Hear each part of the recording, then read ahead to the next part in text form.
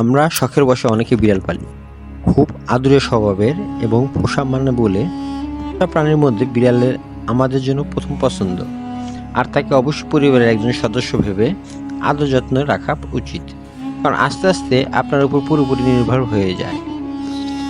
আর ঘরের বিড়ালকে রাস্তায় ফেলে দিলে প্রতিকূল পরিবেশে সে কখনোই বেঁচে থাকতে পারে না। তো যখন বিড়াল বাচ্চা থাকে তখন তারা অনেক কিউট হয় এবং বাচ্চাদের সাথে খেলতে অনেকে স্বাচ্ছন্দ্য বোধ করে, যে কারণে অনেকে বাচ্চাদের খেলার সাথী হিসেবে, খেলার উপকরণ হিসেবে বিড়ালের বাচ্চাকে নিয়ে যায়। তারা নিয়ে যাওয়ার পরে দেখা যায় যে কিছুদিন পরে বিড়াল বড় হতে থাকে, তখন আর বিড়াল তাদের ভালো লাগে না।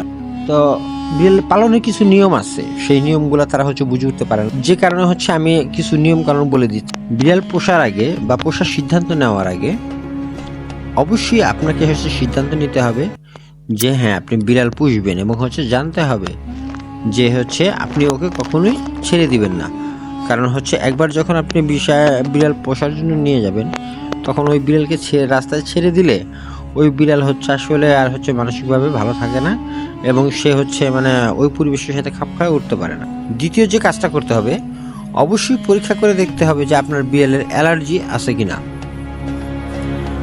তৃতীয় নাম্বার যে জিনিসটা করতে হবে, আপনার পরিবারের সবাই বিড়াল পছন্দ করে কিনা, সবার সম্মতি আছে কিনা তা জেনে নিতে হবে।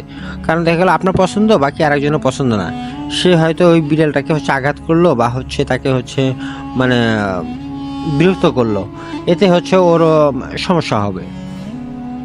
তো এটা যাতে না হয় সে ব্যাপারে আপনাকে অবশ্যই খেয়াল রাখতে হবে। সবার সম্মতি নিয়ে তারপরে বিড়াল নিয়ে আসবেন বাসায়। এরপর যে পয়েন্ট আসবে সেটা আপনার ঘরবাড়ি ক্যাট প্রুফ কিনা। হ্যাঁ, এখন আমার বাসা যদি নিচ তলায় হয় সেক্ষেত্রে কিন্তু খোলামেলাভাবে বিড়াল পোষা যাবে, কিন্তু যদি দোতলায় হয় সেক্ষেত্রে অবশ্যই বাড়িটিকে ক্যাট প্রুফ করে নিতে হবে। যেমন আমার বাসা কিন্তু নিচতলায়, যে আমার ক্যান্ডি বাইরে যাচ্ছে, আসতেছে, খেলতেছে, হ্যাঁ কোনো সমস্যা হয় না। কিন্তু যাদের বাসা দোতলা বা তিনতলা তাদেরকে অবশ্যই কিন্তু নেট প্রুফ করে নিতে হবে।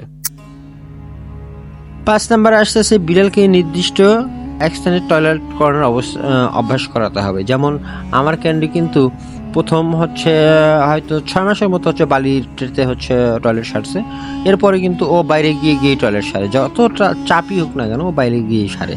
ইভেন কি বর্ষার সময় বৃষ্টির সময়ও সে ঘরে টয়লেট সারে না, সে বাইরে গিয়ে টয়লেট সারবে।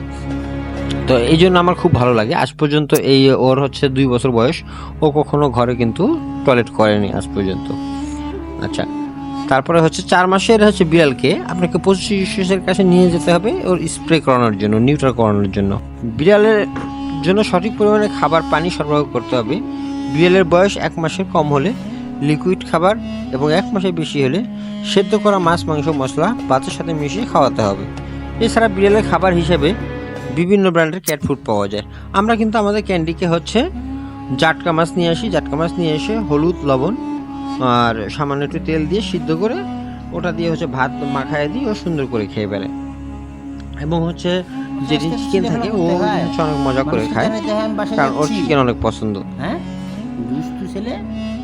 বিড়াল খেলতে ভালোবাসে, বিড়ালের সাথে যত সুন্দরভাবে খেলা যাবে, ওকে বিরক্ত না করে ও ততক্ষণ আপনার সাথে খেলবে। হ্যাঁ, তারপরে ও বিভিন্ন খেলনা নিয়েও পছন্দ করে। আর বিড়ালকে অবশ্যই ভ্যাকসিন দেওয়াতে হবে, প্রতি বছরে একবার করে ভ্যাকসিন দেওয়াবেন। আর বিড়ালকে অন্ততপক্ষে 15 দিনে একবার অথবা মাসে একবার হলেও গোসল অবশ্যই করাবেন শ্যাম্পু দিয়ে। গোসলের সময় যাতে কোনোভাবে ওর কানে পানি না যায় সেদিকে খেয়াল রাখবেন, কারণ বিড়ালের কানে পানি গেলে কিন্তু ওর কানে পচন ধরবে এবং ওর ঠান্ডা লেগে যাবে। আর গোসল করানোর পরে যতটা দ্রুত সম্ভব ওর গা মুছে দিয়ে যাতে ওর ঠান্ডা না লেগে যায়।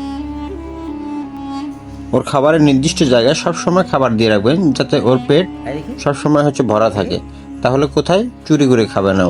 ভিডিওটি ভালো লাগলে লাইক, সাবস্ক্রাইব এবং শেয়ার করে দিবেন।